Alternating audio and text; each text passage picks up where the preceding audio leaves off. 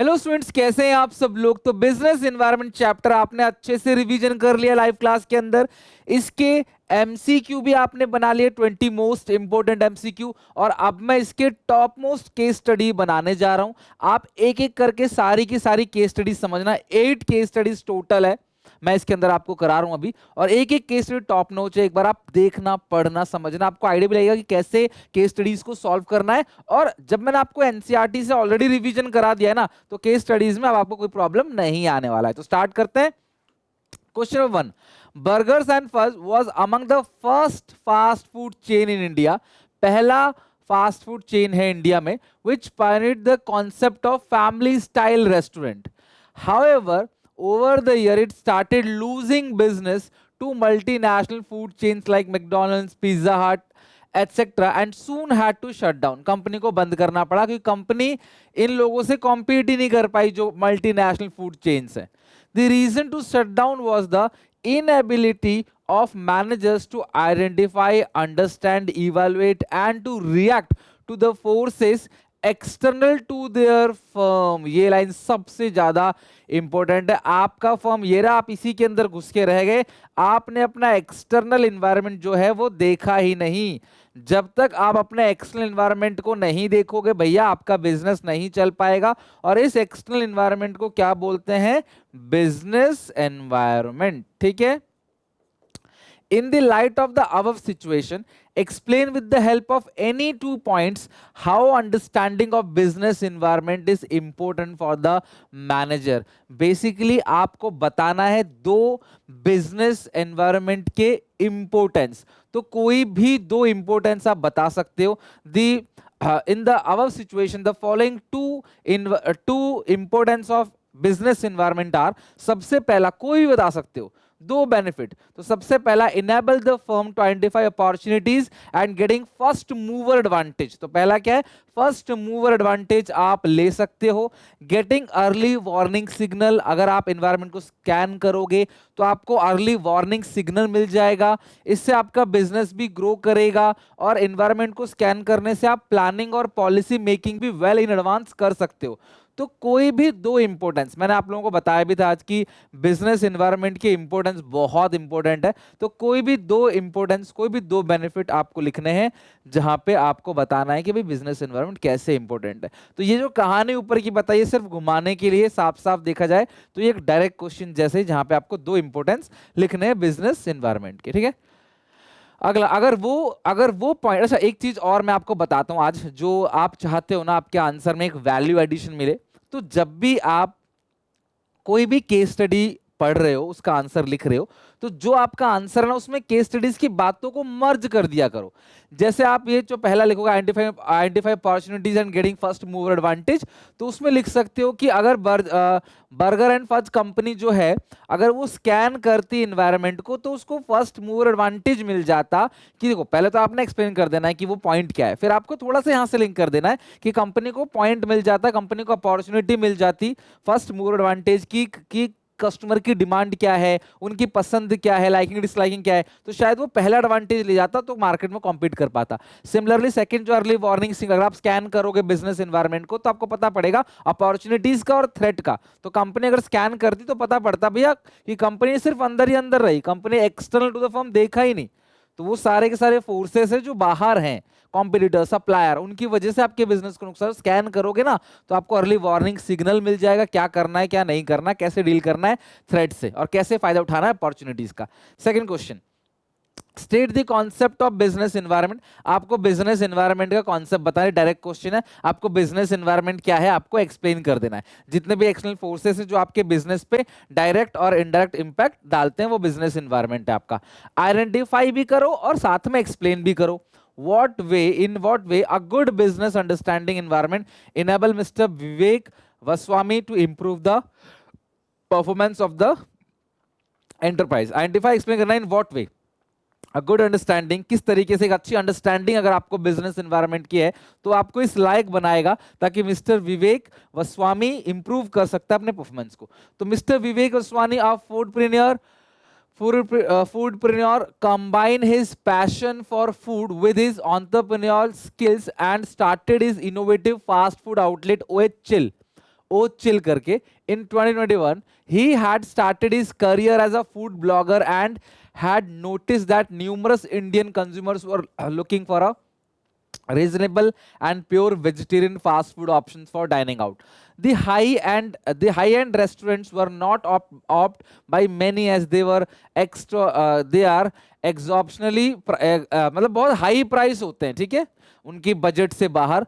Through though many global fast food chains were running across the country, yet not many outlets offered reasonable and healthy pure vegetarian fast food option to consumer. Ochil became a pioneer in offering a healthy and delicious variety of food. What came as a surprise for consumers was that even without using onion and garlic in pasta sauce, marinade and ketchup, the food could actually taste great. The company witnesses an increase in net profit of 26% in its second financial year and become a market leader.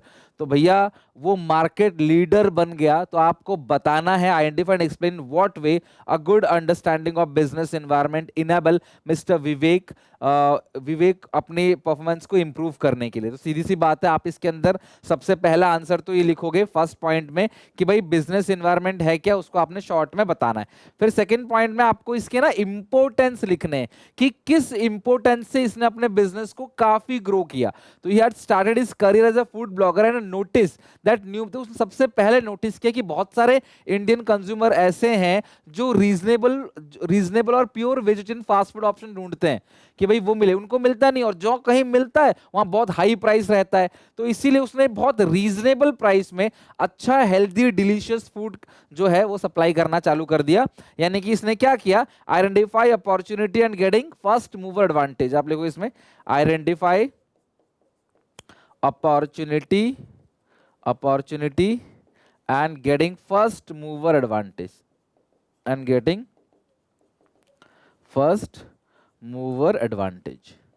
Opportunities को identify किया और पहला advantage लिया, first move किए reasonable. इसको point को आपने explain करना है.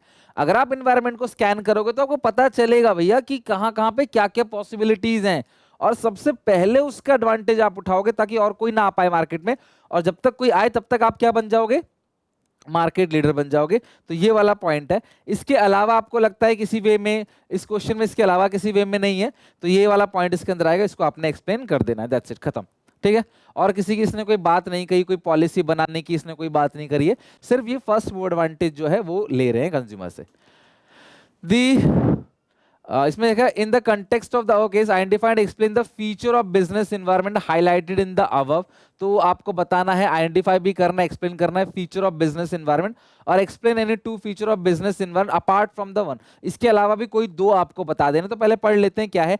The marketing research manager of trendy textile has been assigned the task of analysing the influence of generation Z on fashion trend, on studying the force. उसने study किया, studying the forces that affect the business. He observed that increased awareness among the Gen Z with respect to environmental protection, preference of individuality over trend, or rejection of traditional norms in clothing, greater use of social media have increased the demand for sustainable and innovative styles in clothing. तो ये social media का use करेंगे प्रचार करने में.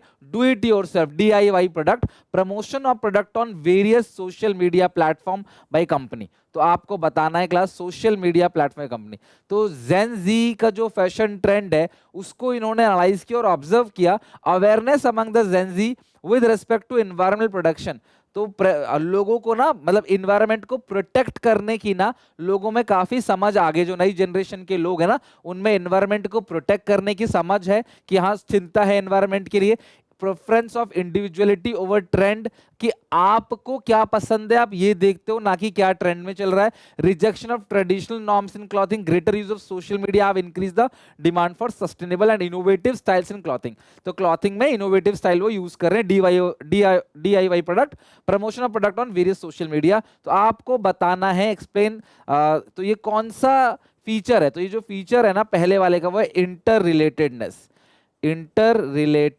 यानी कि लोगों को अगर जितने भी नई जनरेशन के लोग हैं वो एनवायरनमेंट की तरफ कंसर्न है, इसीलिए जो प्रोडक्ट है ना वो इनोवेटिव स्टाइल से ऐसे बन रहे हैं कि हमारे एनवायरनमेंट को डिग्रेड ना करे, और सारा प्रमोशन जो वो सोशल मीडिया पे ऑनलाइन ही हो रहा है ताकि एनवायरनमेंट को नुकसान ना हो। तो पहला पॉइंट हो गया इंटर रिलेटेडनेस, ठीक है, और उसे एक्सप्लेन कर देना। सेकंड, आपको कोई भी दो बताना, लाइक कॉम्प्लेक्स आप बता सकते हो, कॉम्प्लेक्स हो गया, रिलेटिविटी हो गया, और आपने उसको भी क्या करना है, एक्सप्लेन कर देना है। तो 2 पॉइंट आपको और बता देने हैं।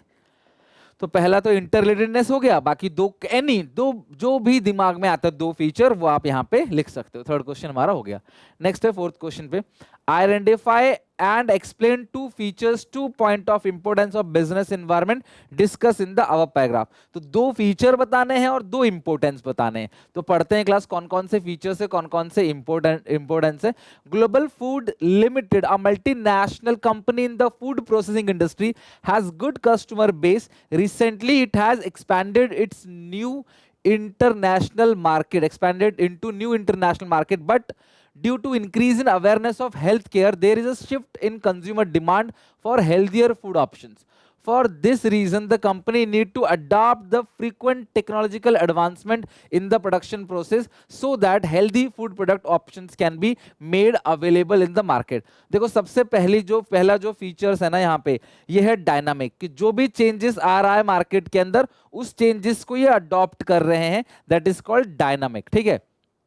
और दूसरी बात, अवेयरनेस बढ़ रही है हेल्थ केयर की, due to increase in health care awareness there is shift of consumer demand to healthier food options. तो जब ये जो हेल्थियर फूड ऑप्शंस की तरफ जा रहे हैं ना, ये इंटर रिलेटेडनेस है। तो पहला हो गया आपका इंटर रिलेटेडनेस, और दूसरा तो मैंने बताया था आपको dynamic. Additionally, the company is concerned about fluctuations at global level in commodity prices, exchange rates and political condition. Global Foods Limited is finding increasing difficult to predict future. आप भी future को प्रिडिक्ट नहीं कर पा रहे, तो ये हो गया अनसर्टेनिटी, ठीक है, अनसर्टेनिटी। तो तीसरा पॉइंट हो गया। तो ये तीनों के तीनों हो गए फीचर्स, आपको 2 ही लिखने, एनी 2 पॉइंट लिख देने इसके अंदर। Due to the constantly changing nature of the market, in order to effectively cope up with the significant changes, managers have understand and examined the environment to develop suitable course of action. By continuously monitoring the environment and adapting suitable business practice, the company will not only improve its present performance but also continue with it for a long period in achieving its objective. तो भैया अब सबसे पहली बात यहाँ पे जो changes है, it helps in coping with rapid changes।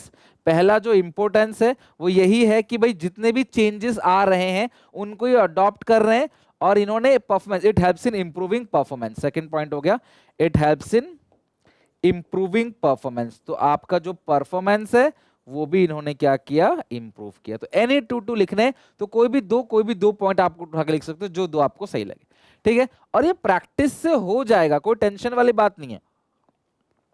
और मैं तुम्हें ना अच्छे लेवल के क्वेश्चन करवा रहा हूं, क्योंकि बहुत आसान क्वेश्चन तो हमने एमसीक्यू के अंदर ही कवर कर लिए थे। तो टॉप लेवल क्वेश्चन जहां पे थोड़ी मेहनत लगे, दिमाग लगे। Which features of business environment have been highlighted in the work is also identify the lines। आपको ना सबसे पहले लिखना पड़ेगा कौन सा फीचर है, फिर उस फीचर को आप कैसे लिखोगे आंसर्स, ठीक है। पहला फीचर्स लिखो, फिर दूसरा फीचर्स को एक्सप्लेन करो, और तीसरा जो रेफरेंस की लाइंस है ना, कि किस लाइन से आपको पता चला कि ये वाला फीचर है, वो फीचर आप यहां पे लिखो। The first Masters is a leading advertising company in its industry. Recently, they had a meeting in which all the reasons which are outside the control of organization were discussed. देखो outside जो organization है ना, recently से लेकर यहाँ तक, तो ये जो आएगा पहला feature, totality of external factors, ठीक है, totality of external forces। तो बिजनेस एनवायरनमेंट के जो भी फोर्सेस है ना, वो एक्सटर्नल फैक्टर्स है, वो बाहर से आपके बिजनेस पे इंपैक्ट डालेगा, आपके अंदर का नहीं है। The organization wanted to maintain its supremacy in the market. They decided to break the meeting into 2 parts. In first part, customer, competitor, supplier were discussed. तो भैया ये सेकंड जो पॉइंट हो गया वो हो गया जनरल एंड स्पेसिफिक फोर्स, ठीक है, जनरल एंड स्पेसिफिक फोर्सेस। तो आप ये एक्सप्लेन कर दोगे, लाइन ये रही, they decide to break the meeting into two parts. In the first part customers, competitors, suppliers etc were discussed, whereas in the second part political, economical, social condition the country were discussed। तो ये जो point है पूरा का पूरा ये हो गया स्पेसिफिक फोर्स, ऊपर वाला जनरल फोर्स, तो ये दोनों हो गया general and specific forces. It also conducted that company was doing extremely well in domestic market and the client base was expanding. However, when the company's performance of foreign market is evaluated, it is found that conditions were different in different country। देखो different in different country वाला जो point है ना वो relativity है, third point है relativity। When the however से लेकर class different country, so the strategies adopted would have been different। तो यहाँ से लेकर यहाँ तक, ठीक है। तो ये वाला जो पॉइंट हो गया relativity. After the meeting the company was looking forward in making new gains. तो भाई ये जो तीन पॉइंट हैं तीनों के तीनों फीचर्स हैं और तीनों के तीनों फीचर्स की लाइन भी मैंने आपको बता दिया। लाइन थोड़ा सा ज्यादा कम होगा चलेगा, बट मोर ओवर वो जो लाइंस हैं वो कहीं ना कहीं लिखना जरूरी है। पहले फीचर लिखो कि the following features are highlighted in the above case. पहला फीचर हो गया टोटलिटी ऑफ एक्सटर्नल फोर्सेस, और फिर उसको एक्सप्लेन करो उस पॉइंट को, फिर जो लाइन है ब्रैकेट डाल के आप लाइन लिख दो, रेफरेंस लाइन है खाली lines. General and specific forces, तीसरा है रिलेटिविटी, ठीक है। तो क्वेश्चन 5 हमारा डन हो गया। कमिंग टू नेक्स्ट क्वेश्चन,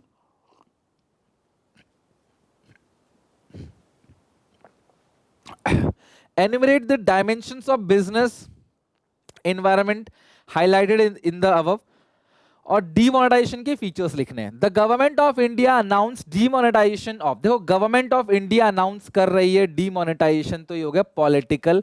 1000 और 100 और 1000 currency note with effect from the midnight of 8 November 2016।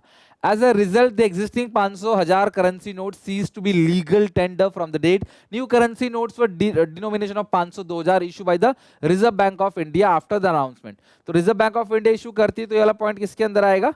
Economical के अंदर आएगा।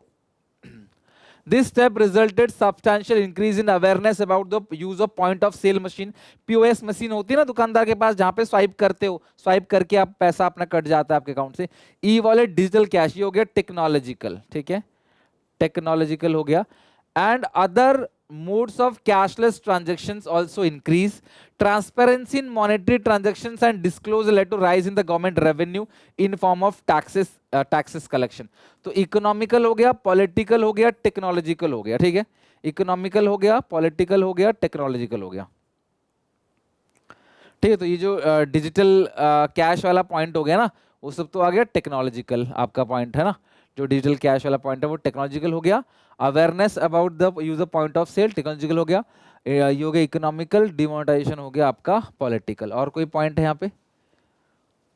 ठीक है, तो 6 क्वेश्चन में ये पॉइंट हो गया।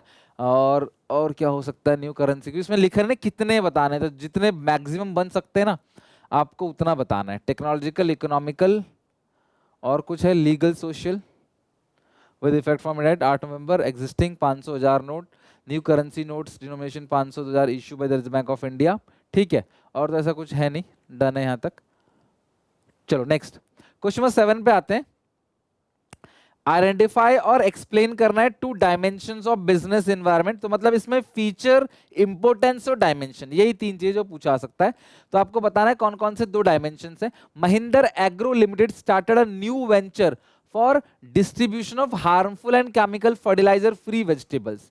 तो डिस्ट्रीब्यूशन ऑफ हार्मफुल और chemical fertiliser free vegetable, they conducted survey to find out the consumer preference for such vegetables. They found that most of consumers were concerned about the harmful chemical being used in growing vegetable। They found that 90% of the household were searching for alternative।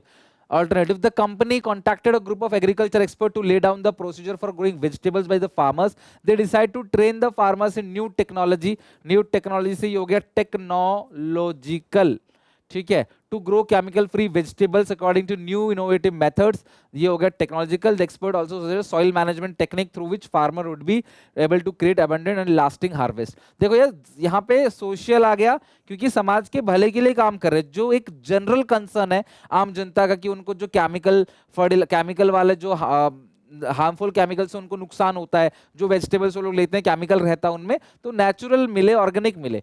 तो ये हो गया आपका social, समाज के बारे में सोच रहे हैं, और ये हो गया टेक्नोलॉजिकल, आपको पहचानना भी है और साथ में आपको एक्सप्लेन भी करना है दोनों डायमेंशंस को। Identify and state the feature of concept highlighted in the above paragraph. Also state any 4 point of importance. ठीक है, 4 point of importance आपको बताना है. State any 4 points of importance of business environment. Business environment के 4 importance यानी कि 4 benefit आपको बताना है. तो इस पे आते हैं. Konark Limited is an electronic good manufacturing enterprise situated in Shivpuri, Madhya Pradesh. It is earning a very low revenue in comparison to competing electronic goods manufacturing and enterprise. Nova Limited, situated in Mumbai. Both Konark and Nova operations are affected directly by the investors customer supply. देखो ये जो investors customers competitor supplier है ना, they are called specific force which are unique to their respect location. In addition to the individual firm of this field, they are affected indirectly by the factor. हमने पहले ही पढ़ा था कि जो money supply in the economy है ना, composition of family मतलब कि social, money supply in the economy यानी कि economical और technological. तो ये हो गया जनरल एंड स्पेसिफिक फोर्स. इसमें कौन सा फीचर है? General and specific force. General and specific forces. ठीक है, तो ये वाला पॉइंट है, आपने उसको आइडेंटिफाई करना और एक्सप्लेन करना है. सेकंड जो पॉइंट है, ऑल्सो स्टेट एनी 4 इंपोर्टेंस. 4 आपको कोई भी इंपोर्टेंस बताना है, यानी कि helps to identify opportunity, getting first mover advantage, helps in planning and policy making, improvement in performance हो गया, it getting early warning signal. तो ये 4 पॉइंट आप लिख देना. कोई भी 4 पॉइंट ऑफ इंपोर्टेंस आपको इन शॉर्ट में बताने. तो ये वाला क्वेश्चन हो गया आपका done. That's it for today. तो 8 के 8 क्वेश्चंस केस स्टडी के मैंने आपको समझाया. आई होप आपको केस स्टडीज की प्रैक्टिस हो गई होगी. तो मैं कोशिश करता हूं कि हर एक टॉपिक से कुछ कुछ केस स्टडीज लेके आओ ताकि प्रैक्टिस हो जाए. अभी और भी बहुत सारी केस स्टडीज आएंगी. कंप्लीट में 50 से 100 केस स्टडीज की सीरीज भी लेके आऊंगा. 100 केस स्टडीज की पूरे के पूरे सिलेबस के अंदर से. बहुत कुछ आने वाला है एग्जाम तक. तो प्लीज चैनल को सब्सक्राइब कर लेना. और कैसा लगा आज का रिवीजन, एमसीक्यू और केस स्टडी बताना जरूर. मिलते हैं नेक्स्ट वीडियो में. Till then take care, bye bye.